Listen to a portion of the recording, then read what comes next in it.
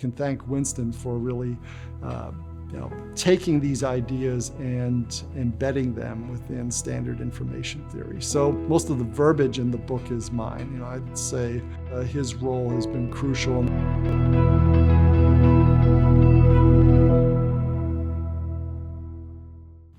I invited Winston Ewert to come on as a second author of the second edition of the Design Inference. He and I had been collaborating I think since 2008, 2009. He was a doctoral student of Bob Marks at Baylor, and I was still living around Waco at the time. So I got to know him well. He's a brilliant programmer.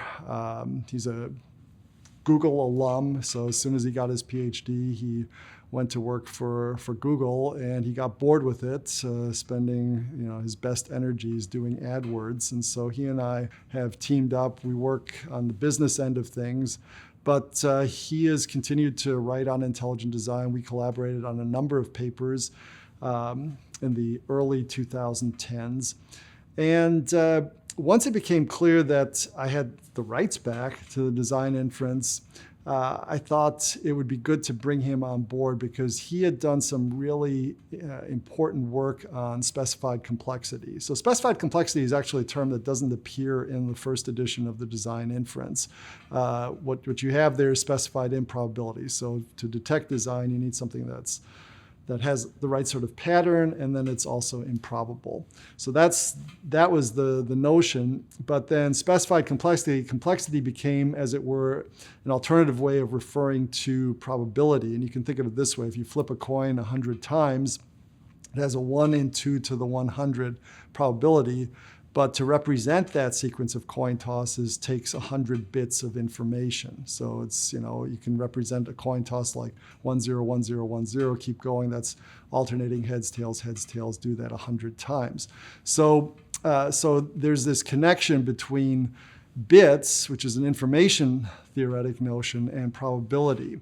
And he ended up bringing together those notions of basically in the idea of specified complexity. The complexity corresponds to improbability, but it's also, as I said, an information theoretic notion. But then the specification is also an information theoretic notion because it's a pattern. It's a description of something. And what that allowed was for a unified information measure to capture this specified complexity, this way of detecting design. And it ends up being actually quite powerful. In a sense, what you're doing is you're balancing a description, a complexity of description versus complexity of an event in terms of its improbability, and how they balance each other ends up being crucial to a design inference. So you can see it kind of this way.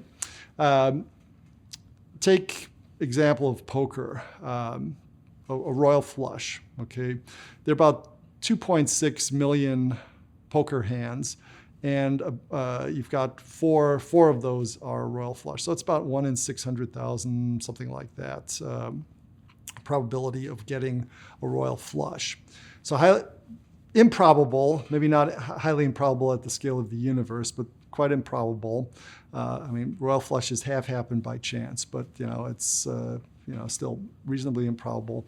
But short description to describe that versus a pair, and how that's or two of a kind, about the same description length, but it will have a probability of, I think there'll be about 1 million out of those 2.6 million. So it's about maybe 2/5 probability.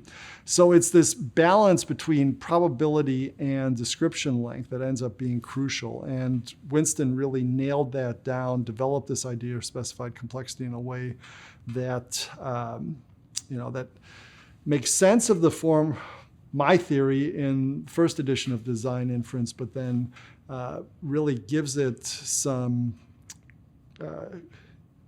information theoretic credibility and ties it into existing information theoretic concepts. So it really ends up being, this notion of specified complexity ends up being a merger of Shannon information and Kolmogorov information. So these are two standard approaches to information theory. It ends up just being a very pleasing theory. There's a craft inequality which characterizes the probabilities of balancing these different types of specified complexity. So there's an existing theory in which what we're doing in the design inference embeds. And so I can thank Winston for really taking these ideas and embedding them within standard information theory. So even though I probably spent most of the time, most of the verbiage in the book is mine, I'd say, he did some writing, but I did the majority of it. But his role has been crucial.